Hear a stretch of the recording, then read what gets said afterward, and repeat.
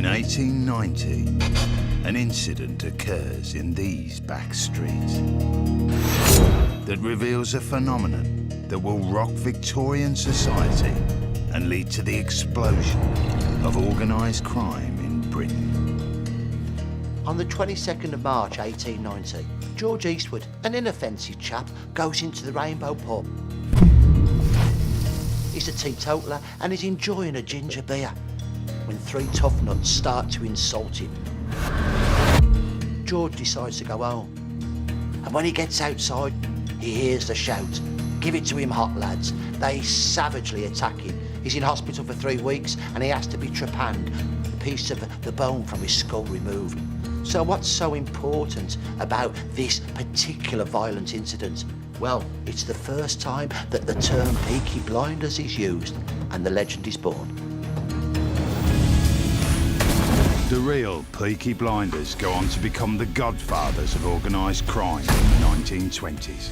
There was this organised gang system that was every bit as bad and good as the one that operated in Chicago. But their origins stretch back 50 years earlier to the 1870s. These young men aren't focused on money making. They're waging street war for status. They're about fighting. They attack policemen. They fight each other. It's the first modern youth cult. The gangs erupt from Birmingham's back streets, where they face poverty and racism. He denounces them as cannibals. This is the story of the rise and fall of Britain's first modern mass gang movement to change our cities forever.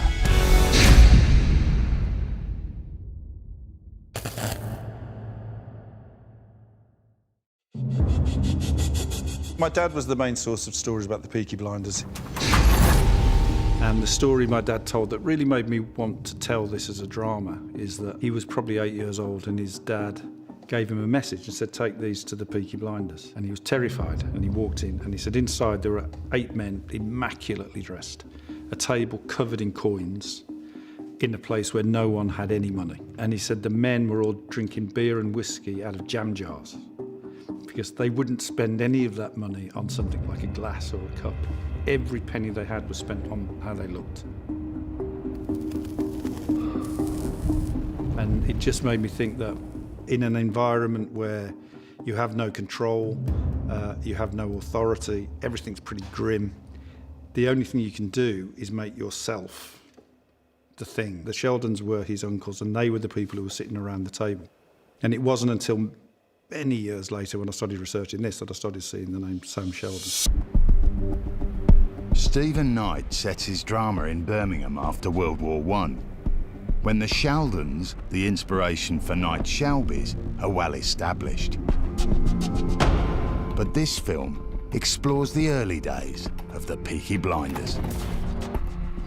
I've done a lot of research into the Sheldons, and 3 of the brothers, John, Samuel and Joseph, were notorious criminals.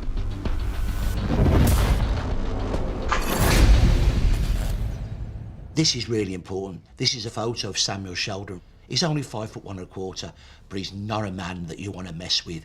He was involved in riots, brutal beatings, shootings, and the worst gang war in the city's history. He would be my Tommy Shelby. I wouldn't want to meet him in a dark alley, that is for certain. Because Samuel Sheldon gets done in the 1880s for attacking the police in a gang. He gets done for attacking other people and throwing stones. The Sheldons have their own gang, but it's obvious that it's from a period earlier than when the drama is set. This mugshot of Sam Sheldon isn't the only one.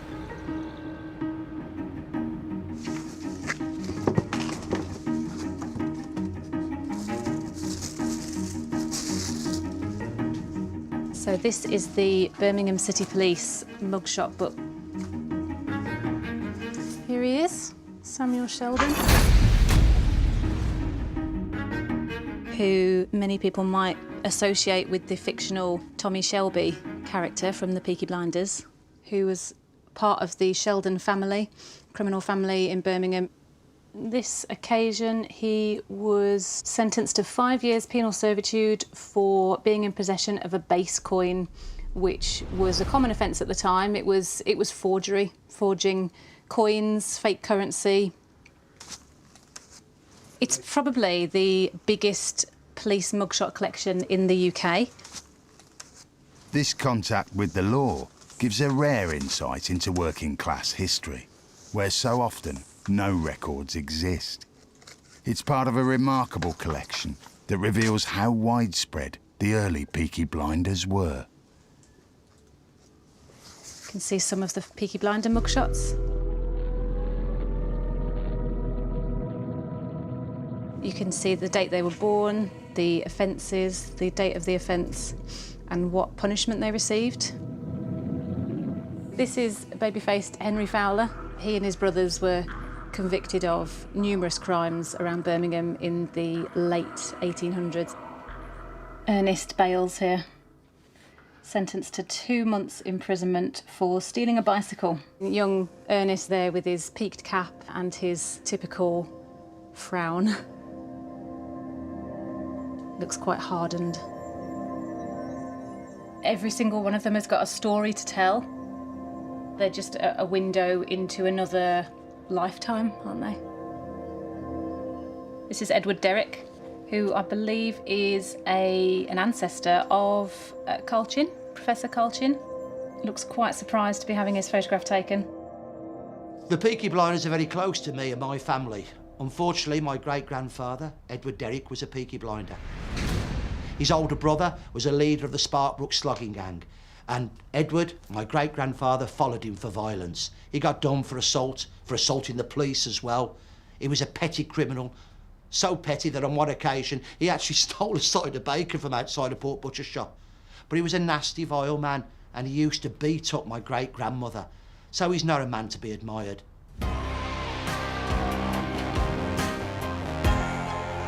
By trawling the records of hundreds of Peaky Blinders, it's clear that the early Peakies are a Birmingham-wide phenomenon. The real Peaky Blinders are not just a 1920s gang, one gang.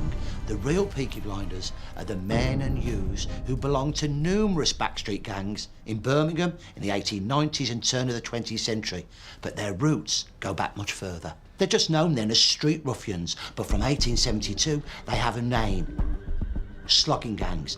And that name is from the word slogger, which means to hit somebody with a fierce blow.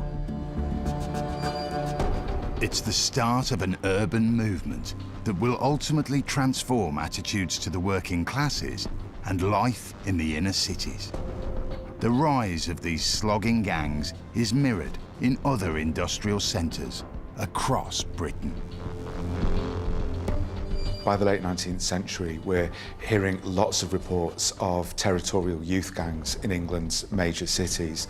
And without exception, the gangs are located in the working class residential districts. So these will be the factory or workshop districts of cities like Birmingham and Manchester. The rampant ruffianism of the back streets, that's the problem of the big cities, Birmingham, Manchester, Salford, London and Liverpool. These are the shock cities of the new industrial age. There's nowhere else like this on Earth, and there's an intensity to life.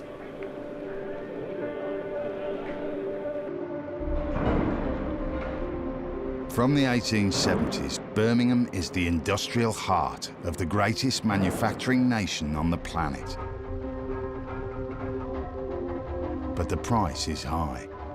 Charles Dickens describes the city as a vision of hell. Life expectancy is below 45 years. Around 1 in 5 children die before the age of 5. People are working long hours. They're working in hot, noisy, often dangerous conditions. Into this world are born the members of this early gang movement, the precursors to the Peaky Blinders. certain names crop up more often than others. One of them, who's central to our story of the Peaky Blinders, is called Thomas Joyce.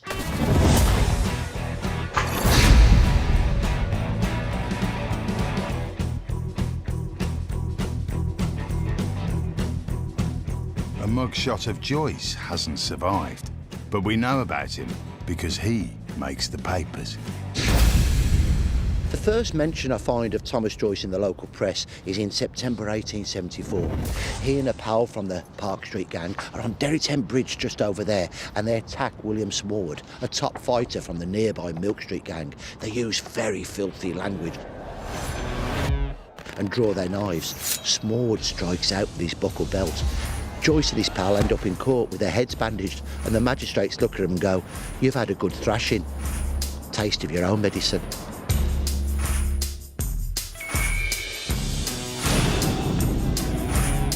A ticking off from the law won't deter Joyce. He's already a hardened gang leader with a taste for violence. Making money doesn't motivate him. Fighting does. Thomas Joyce would have become captain of the Park Street gang because he was the toughest, the nastiest, the most brutal in a fight. What we need to understand is why was fighting so important to so many poorer working class youths? They owned nothing, but the one thing they did own was the street. That belonged to them. So territory and masculinity come together. If you can defend your street and beat another street, you enhance your own status. There's a ritualistic component to confrontations between gangs. I think there's lots of shouting at the outset, lots of threats being issued. These are not criminal gangs in a conventional sense, so they're not organised for the purposes of street robbery or theft. They're much more fighting gangs, so really what they're interested in is defending their territory. There was much more acceptance of violence. I think people were much more violent then. There was sort of an acceptance of not casual violence, but just that there would be a fight and men would fight each other and people would get hurt. To understand why Thomas Joyce becomes a Peaky Blinder, Carl has been tracing his story. He's here in the 1871 census. You can see him. There he is with his mum and dad and his younger brother. He's 18. His parents are both from Ireland, and they settled here in Park Lane, near to Park Street. It was a very poor neighbourhood. There's 250,000 people in Birmingham living in 43,000 back-to-backs. Birmingham's back-to-backs are actually houses split down the middle, with one half facing the street and the other a central courtyard. The living conditions of the poor are atrocious. There's only one room downstairs. The people are packed together. It's insanitary living. Toilets are dry pan privies shared between 2 or 3 families. There's one tap in a yard for perhaps 100 people to get cold water. There's smoke everywhere. It's dirty. Life is hard and poverty kills. There are courts in the very centre of Birmingham where filth accumulates on filth, where courtyards are so many acres of stink, and where doorless privies face house doors and make decency impossible, and where it is a danger for a policeman to enter after dark.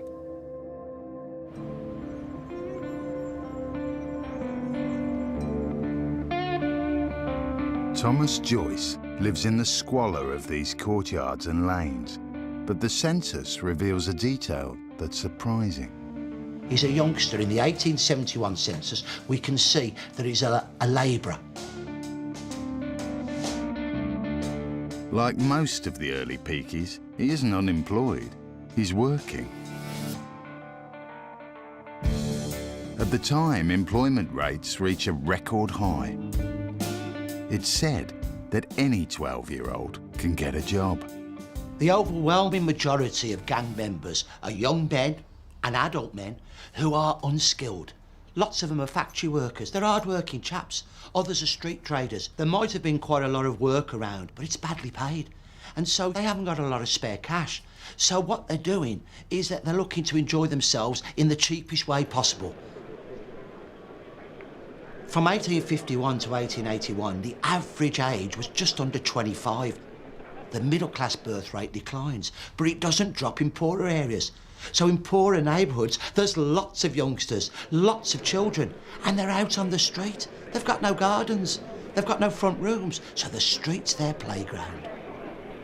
If we think about these boys being quite marginalised, often in work that has limits to its satisfaction, there's a limit to how much they can progress in life, so perhaps the gangs give them something different. It's a testing ground for their masculinity. It's somewhere where they can prove themselves. There's a great deal of loyalty and identification with the gangs. And gangs have these, they have a particular association with specific areas, streets or clusters of streets. And so we have boys who are associated with named gangs in this period. There may have been one other explosive ingredient that sucks Thomas Joyce, the son of Irish parents, into the gangs: racism. Irish immigration to Birmingham happens in a big rush in the 1800s, and a large amount of that happens in the 1840s and the early 1850s. So you have the population, if you look at the census, of Irish-born people in Birmingham basically doubling between 1841 and 1851. And that great rush of migration into Birmingham is happening because of the disaster of the Great Famine in Ireland. The famine of 1845 to 1851 leads to death by starvation and disease of more than 1 million Irish men, women and children. Up to 2 million are forced to emigrate. The Irish who move to Birmingham are often living in the very poor, very central areas of Birmingham, streets such as Park Street. Now those areas are very badly served by things such as water and drainage and sanitation. These new immigrants, like the Joyce family in Park Street, are confronted by age-old anti-Catholic hatred. And in 1867, that hatred is brought to the boil by a Protestant rabble-rouser, William Murphy. William Murphy works as a preacher, so he moves around from town to town, giving fairly blood-curdling speeches about how English men and women should not trust the new Irish arrivals who are living in their midst. He denounces them as cannibals, and he denounces their priests as pickpockets and liars. In June 1867, a mob marches on Park Street, one of the poorest neighbourhoods in Birmingham. A huge number of people who view themselves as English patriots turn up in the Irish area of Birmingham and decide to smash up the homes of the people who live there. And at one stage, the mayor of Birmingham estimates that there are about 50 to 100,000 people in the streets during those very riotous events. The Murphy riots are focused on Park Street, which has an almost entirely Irish-born or second-generation Irish population. And the people who live on Park Street put up quite a fight, and the police very much take the sides of the people who are attacking those Irish residences. And when the police do that, really the fight is over. And there are some very sad descriptions then of those Irish homes being ransacked, having their furniture brought out into the street and smashed. It's the Irish victims of the mob who are charged with rioting and have their claims for compensation turned down. Many of them live in the same street as the Joyce family. And soon after this injustice, Thomas Joyce rises through the ranks of the Park Street gang. The roots of the slogging gangs are in the tail end of the 1860s, when a number of people in Birmingham who are children at the time or teenagers at the time see the Murphy riots. They see their homes being smashed. What then happens in the 1870s is that this group who've lived through that period have seen the way that being skilled at things like stone throwing or being part of a big group might be a really sensible measure. It might help you to protect your own and your community. So I think that is the legacy that we then see in some of the activities of the 1870s. We find names such as the Joyce family of Park Street being involved in leadership positions of the slogging gangs in the record from the 1870s. Thomas Joyce thrives on this ethnic tension, but the gang wars between Irish and English Peakies lead to family casualties. By 1874, Thomas Joyce is regarded as the captain of the Park Street gang.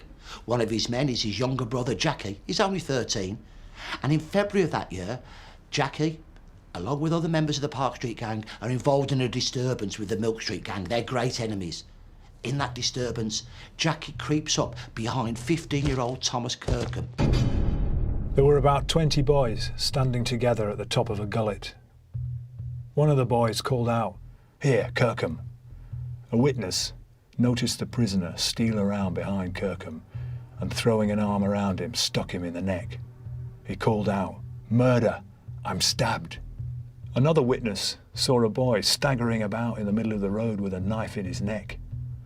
The witness pulled the knife out and assisted the boy to hospital.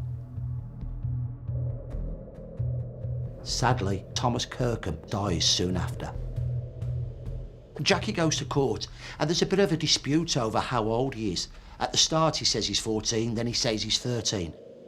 Well, one of the obvious reasons why you might give a younger age, particularly the age of 13 or under, is because if he's tried at age 14 or over, he's tried as an adult and he could be facing the death penalty.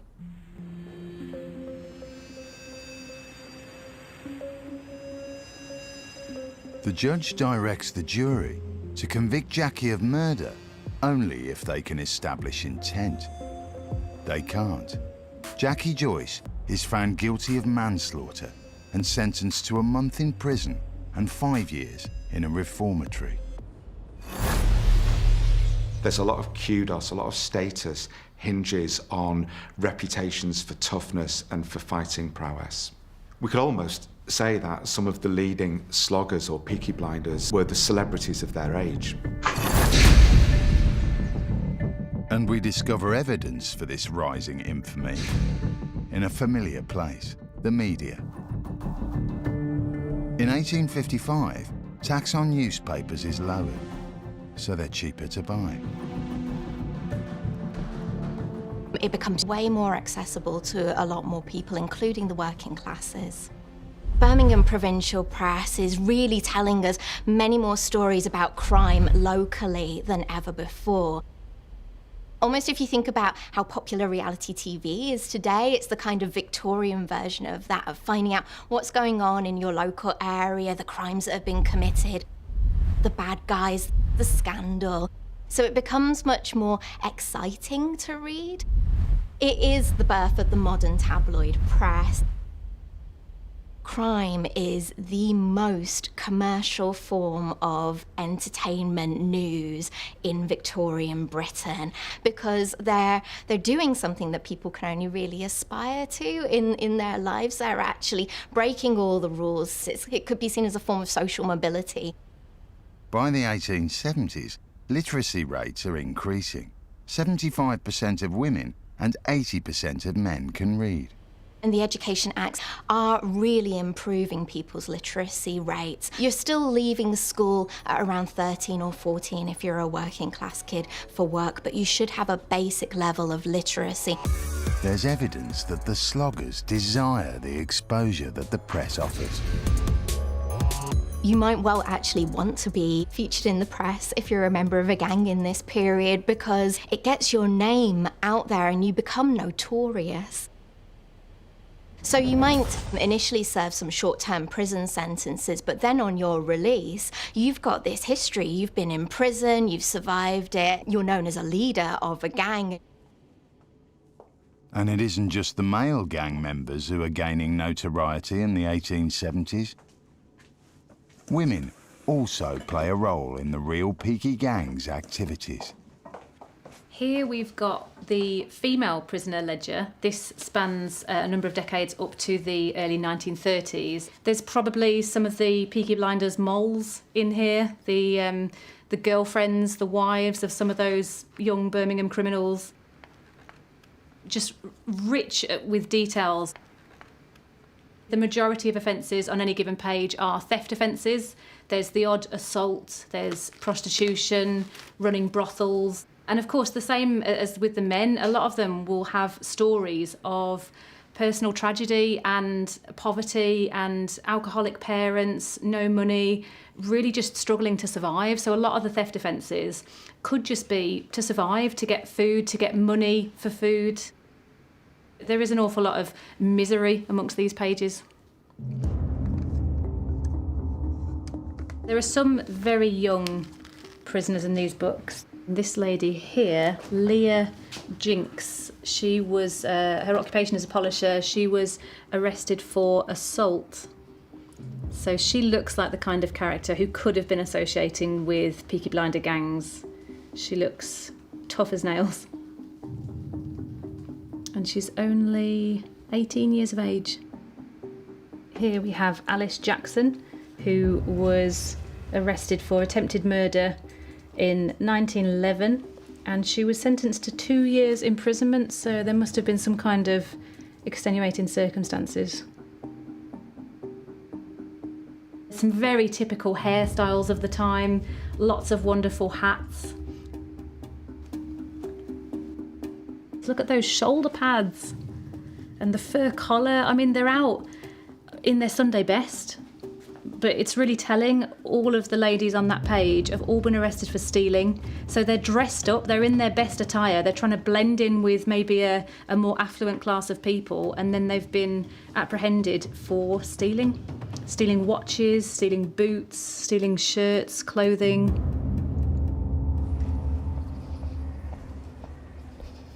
Historian Kate Lister has been uncovering how some of the women Peakies were just as involved as the men. In the summer of 1874, a riot broke out in Digbeth, Birmingham. Witnesses said there were up to 500, maybe 600 rioters, attacking police, smashing windows, and generally destroying property. And it wasn't just men who were doing the rioting. 15-year-old Julia Giblin was among the arrested rioters. She'd been seen by witnesses carrying stones in her apron to throw at the police. And Julia was not an isolated incident. We have reports in some of the larger scale gang confrontations of girls fighting side by side with the boys. And they're involved in assaults on the police or in assaults or attempts to intimidate witnesses. And it seems that that's where often the girls and young women are most actively taking part in the violence. Women like Julia Giblin upset Victorian sensibilities no end. They were not the angel in the house. They were not demure, submissive or quiet. They were loud, aggressive and violent. But in Victorian Birmingham, in the streets, you had to be loud if you were going to be heard at all. Girls and young women associated with the gangs, they're adopting their hairstyles and their clothing to show their sense of affiliation to the gang. So the young women are also sporting very long fringes. They're wearing coloured neckerchiefs, they're wearing coloured or striped skirts. There are reports of a Peaky's mole in Birmingham wearing a tremendously elaborate hat adorned with feathers and poppies. So she's really cutting quite a striking figure on the streets. In a world where you don't have much, being a big player on the street corner can feel like quite a lot. And the way you dress and look are keys to that identity, for the men as much as the women. New generation, diamonds in the rough.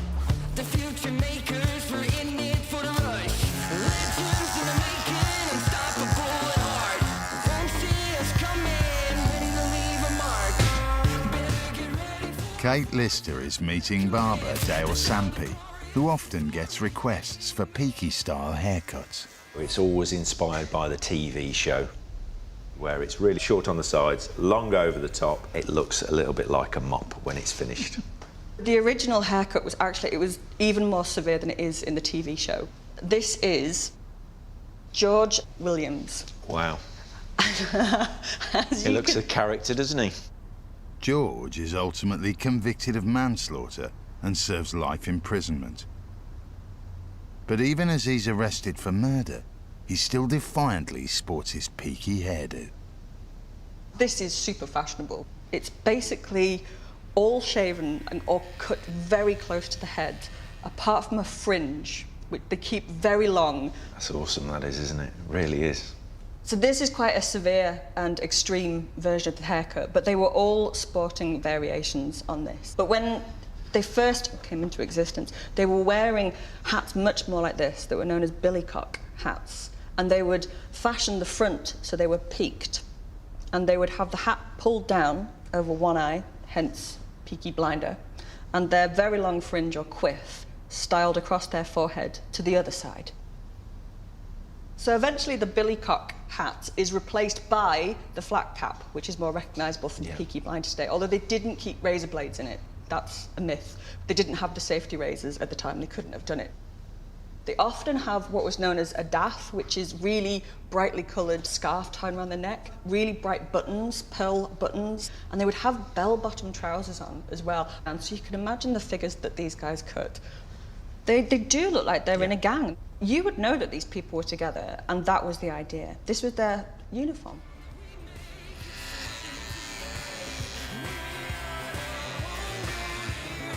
They have been described as the first modern youth cult, and I think that really makes sense. Their clothing, their sense of style, even their own language, they really do look like the forerunners of the later 20th century youth cults like punk and so on. There are even reports of gang members having clothes specially made for them. We have a report from Manchester of a young man in a scuttling gang whose sweetheart has apparently knitted him a distinctive pair of socks. And then in Salford, the so-called king of the scuttlers, John Joseph Hillier, somebody knits him a sweater with that legend, King of the Scuttlers, sewn onto the front. And he takes to parading the streets of Salford, showing off that jumper. So that moniker, which was really intended to shame him, has absolutely the reverse effect. The Peaky Blinder. This product of poverty, squalor and slum environment was a terror to respectable people 40-odd years ago. He was also a terror to the police. He went in pairs along Summer Lane every Saturday night, but he never molested any member of my family. Perhaps as we lived on his doorstep, we were treated as members of the gang. By courtesy or adoption, the local bullies would always give me curt nods of comradeship. The street gangs are all about territorial conflict. But there is one other element that defines them. Gambling. And the next time that we come across Thomas Joyce's Park Street gang, they're engaging in one of the favourite pastimes of all the gangs. Pigeon toss is a simple game. A group of young men or lads will gather and they'll have a target and they will pitch their pennies towards the target. The one that pitches them closest to the target then is allowed to pick them all up. So, they get them, and now it's the tossing. They're tossed up into the air, and the coins that come up heads, he keeps. Thomas Joyce's gang are playing for pennies, but street gambling games are part of a much larger tradition. So gambling was pretty much ingrained in English life, everyday life. If you were the industrial working class or the rural poor, you liked the idea of a bit of a flutter. My mum would say my granddad was the big gambler, and he had one suit, and she would take his suit to the pawnbrokers on a Monday to get cash so that he could bet.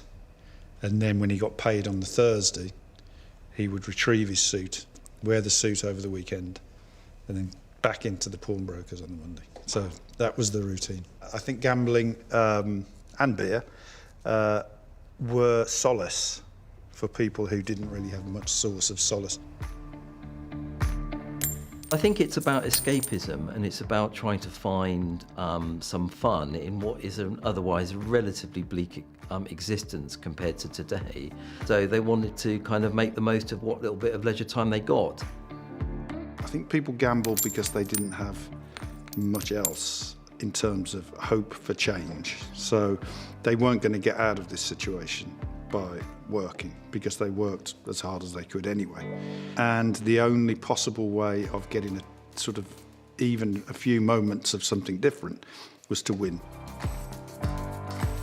Until 1826, there'd even been a national lottery in Britain. But infected with prudish Victorian values, the middle classes want the fun to stop. As the 19th century wore on, the campaign against gambling, the puritanical campaign against gambling, the religious campaigns, the moral disdain that many of the elite felt for poor people gambling gathered pace and conspired to make working class gambling illegal.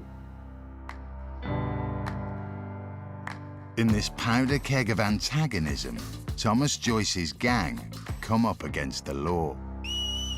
When the police break up their pitch and toss games, the gangs fight back.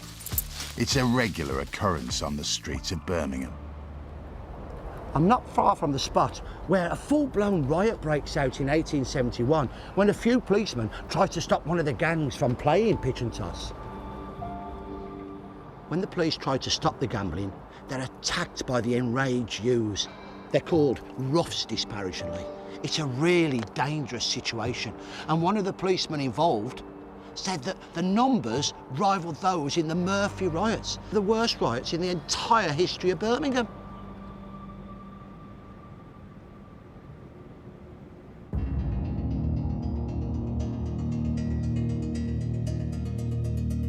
By the mid-1870s, the territorial gang problem is getting worse. Thomas Joyce's Park Street Peaky gang is one of more than 50 throughout Birmingham. Like his, the vast majority are named after streets. The phenomenon is repeated in cities like Liverpool, Glasgow and Manchester, where the gangs known as scuttlers often have names inspired by real events, like the Franco-Prussian War. There's even a Buffalo Bill gang, after the famous frontiersman tours his Wild West show. There's a great moral panic in the 1870s around the activities of these young men involved in slogging gangs. The neighbourhood is so infested by roughs of both sexes that it is feared dangerous for a policeman to work the beat alone. The mob actually hunting and stoning him off the streets. For 5 years, Thomas Joyce's slogging gang is one of the most feared in Birmingham. But then in 1875, another gang crosses a line when it graduates from fighting rivals to take on the establishment. 7th of March 1875, a riot erupts in this street, Navigation Street, when a mob tried to free a prisoner from 2 policemen. They're pelted with stones and mud. PC Lyons comes to help them. He tries to beat back the crowd with his staff, and the sergeant manages to drag himself away. But then, as one witness put it, they attacked him like rats, and somebody stabs him in the neck. He falls, they start kicking him on the ground. Then more police come. They take PC Lyons to hospital. It's really difficult for the police to find out who's actually involved in the Navigation Street riot. This is a collection relating to the murder of PC William Lyons, who was stabbed in Navigation Street in 1875. This is believed to be the whistle of PC William Lyons. You can see the crucifix attached to the whistle chain there. This is the picture from his funeral. You can see it was very well attended by his fellow officers and members of the public. He was the first police officer to be stabbed to death on duty in Birmingham, and he attended the scene of the riot to help out a fellow officer, and he and a sergeant were both assaulted. He was stabbed behind his ear and he died in hospital 2 weeks later. This is the offender who was deemed to be ultimately responsible for stabbing him, Jeremiah Corkery. And we have a couple of what I presume are commemorative postcards, posters produced at the time, both kind of highlighting the plight of Corkery.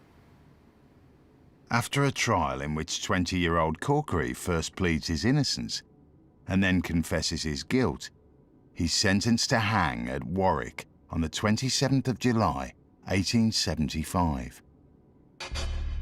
He rose about 4:30, and from that time until the moment of his execution, his terror and consequent helplessness appeared to rapidly increase.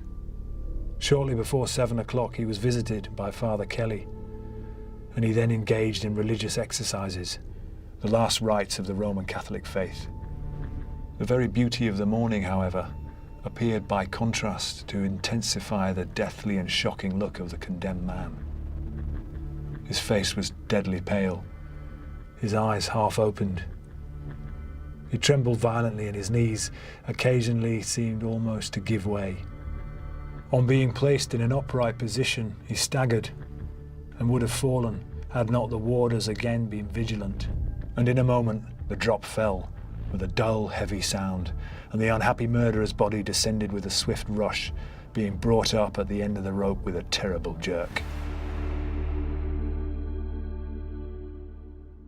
The report on the execution of Thomas Corkery is intended to be moralising, like, this will be your inevitable doom if you commit a crime, a terrible fate awaits you.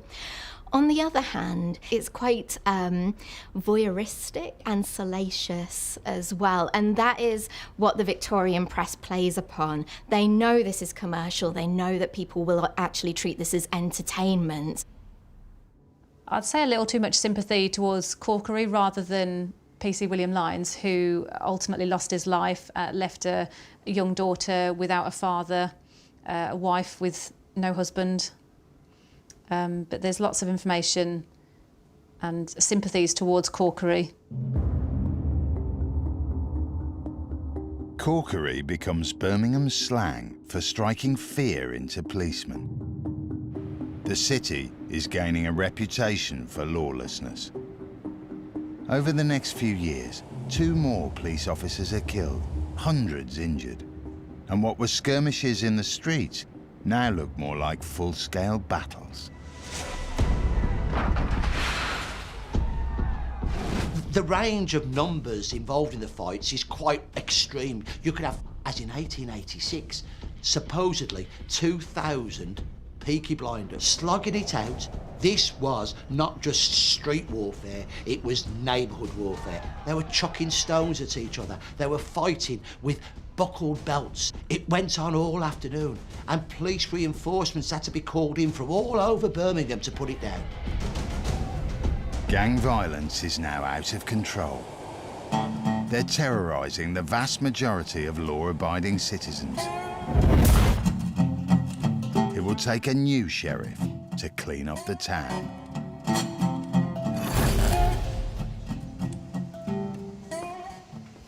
So here we have the tunic of Sir Charles Horton Rafter, our Chief Constable from 1899 all the way up to 1935, when he sadly died in office. 1899, when he joined Birmingham City Police, several officers had been killed in the line of duty. Police officers were being stabbed or assaulted every other week. It was a really dangerous place to work as a police officer. So he came across from Ireland, and he had to improve the quality of policing, to improve the standard of education of his recruits, to improve discipline, but also to try and stamp out a lot of these really big crime problems in the area.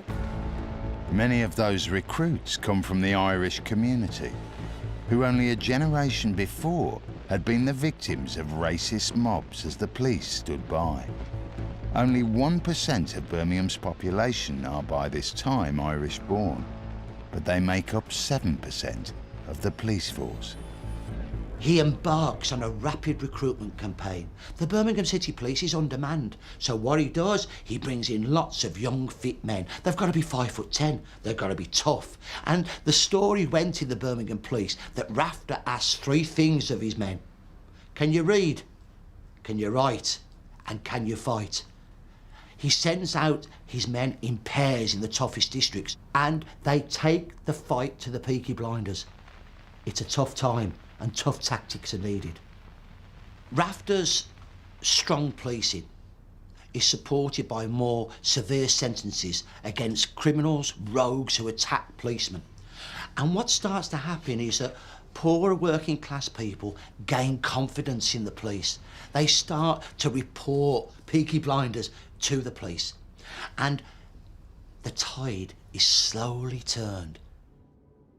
When Charles Thornton Rafter sadly died in office, Birmingham was one of the best policed cities in the country. The Birmingham police were known throughout the world for their professionalism, and he left the city in a really, really good state. The gang violence had all but disappeared. Effective policing may have curbed the problem and changed the city for good, but it takes a war in South Africa to expose the poverty that gave birth to the gangs. Attitudes towards the so-called slums and slum populations of England cities have really changed as a result of the South African War from 1898 onwards. So young men in their thousands seek to enlist to take part in the war effort, but most of them are knocked back on account of them not meeting the army's requirements for their physique. So in Manchester and Salford, you get around 12,000 young men seeking to enlist. 8,000 of them are rejected as not meeting the army's fitness requirements. Only 1 in 10 who heed the call of the recruiting sergeant are deemed fit for full military service. It leads to social reforms from 1904 that include free school meals and medical examinations. This desire to improve conditions isn't just taken up by the government.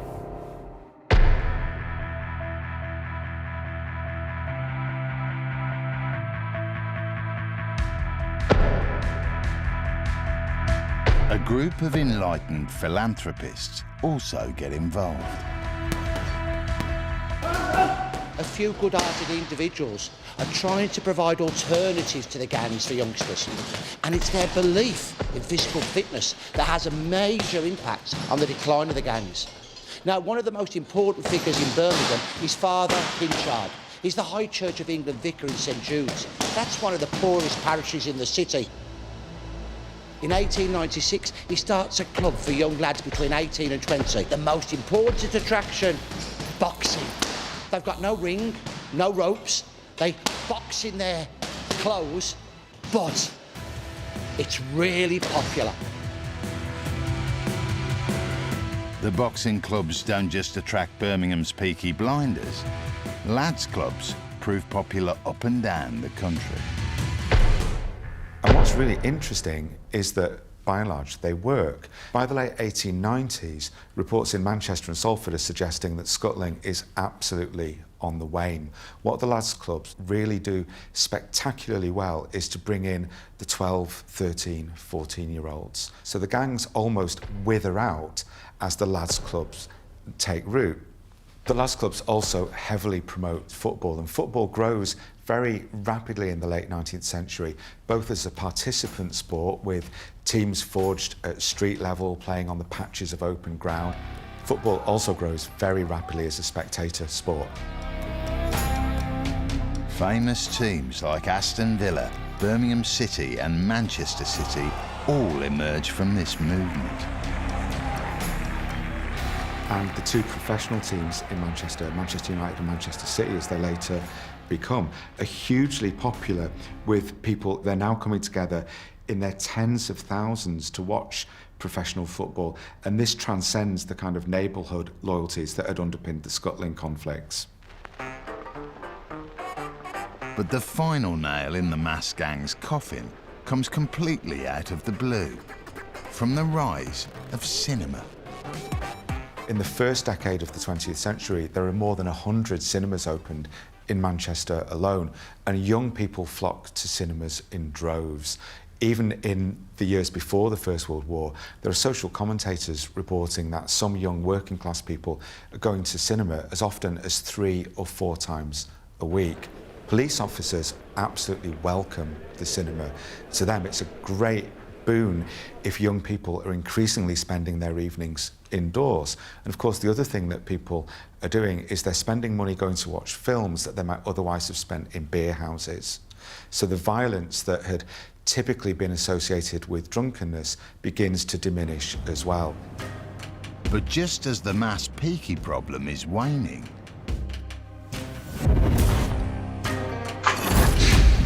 a familiar face re-emerges from Birmingham's slums. Sam Sheldon and his family, the inspiration for the Shelbys in the drama series, have been working away in the shadows. They're now a powerful crime gang. We come across the Sheldons again in the early 20th century, and that's when they gain infamy. Let's have a look at one of the newspaper reports from the period. Look at it. The Birmingham Vendetta, injured man's dramatic story, accused remanded. And they fought for 4 years. Brutal beatings, shootings, riots. They fought with Billy Beach. Beach, a hardened street fighter, lives close to the Sheldons. They originally fall out over a gambling debt. And it was a gang war that was fought by men who were living really close to each other in and around the Garrison Lane neighbourhood. When I was growing up, the vendetta in Garrison Lane, for me, it was like, as a kid, I imagined it as like a Wild West OK Corral shooter, which it sort of was a bit. But it was 2 families who really didn't like each other in Garrison Lane. And Garrison Lane at the time was obviously teeming with people and was quite a lawless place.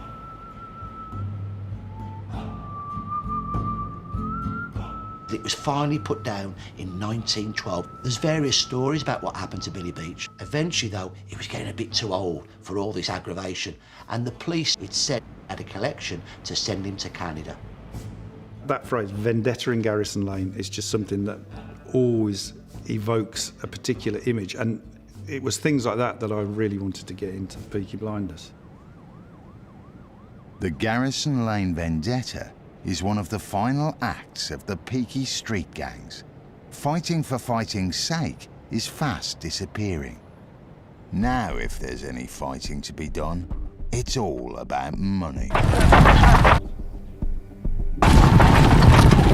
And Sam Sheldon is one of those who recognises that change. By the early 20th century, the police are making things really hot for the Peaky Blinders in Birmingham. So the petty criminals amongst them, the violent petty criminals amongst them, start to travel around, thieving and pickpocketing. One of them's Samuel Sheldon, and under the alias of Samuel Small in January 1902, he's sent down for 3 months in Manchester as a suspected person. That's a common charge for pickpockets. Sheldon is most likely in Manchester because he's using the railway network to move anonymously around the country. But the city isn't his final destination. He's heading for the entertainment meccas opened up by the railways. They're a magnet for punters and for every budding Edwardian criminal. Horse racing, since the late 19th century, has boomed as a popular sport. More and more racecourses are opening, and it's illegal to bet for cash anywhere else. So there's an expanding population of better-off middle-class people. They've got a disposable income. They're going to racecourses to have a bet. Here's the best prices in the ring. Come on, and where there's cash, that brings in the thieves and the rogues like bees to a honeypot. Racecourses are happy hunting grounds. They're lightly policed. They haven't got a lot of security. They're very popular with crowds, so there's people with lots of cash. So that draws in ruffians. And what they start to do, these ruffians for Birmingham, they pickpocket, but they also blackmail bookies for protection. Into this world of travelling pickpockets and rogues comes another familiar character from the TV series.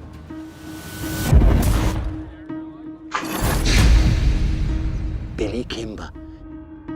In the drama series, Billy Kimber is portrayed as a Londoner. In real life, he's from Birmingham. Big man, apparently, very, very good street fighter, cobbles fighter, very dangerous man to cross.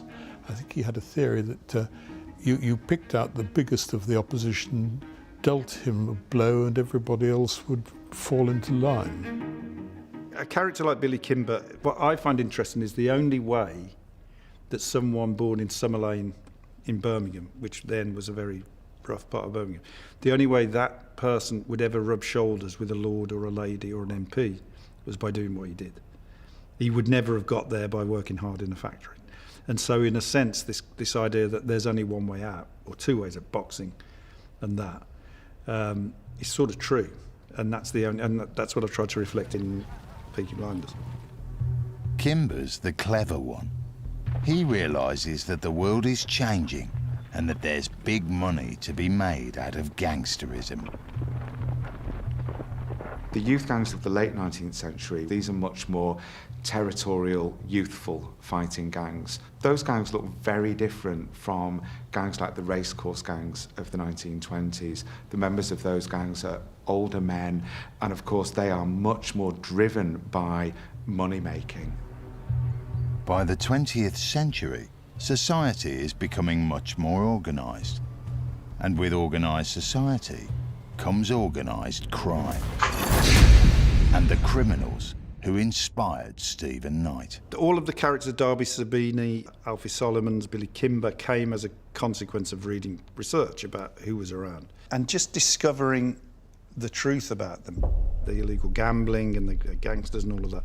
It's so wildly more than you would expect it to be, because in the way that the Americans have mythologised their gangsters, the British have never ever even gone there. These people were not mythologised at all, and yet they were the same people.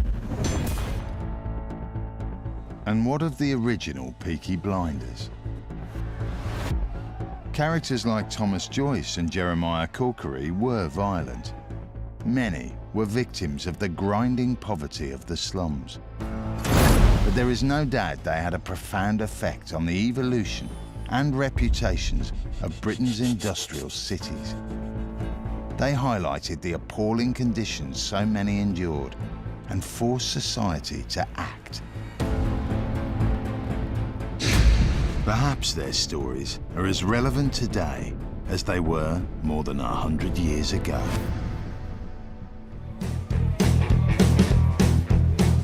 Next time, British gangsterism explodes in the racecourse wars of 1921. It's England's first major gangland war between two gangs from different cities. They give rise to Britain's Al Capone and spawn the mother and father of all British crime gangs. The Sabinis are the spiritual godfathers of the Crays and the Richardsons. There they are, the real Billy Kimber, the real Darby Sabini, and the real Alfie Solomon, set to go to war.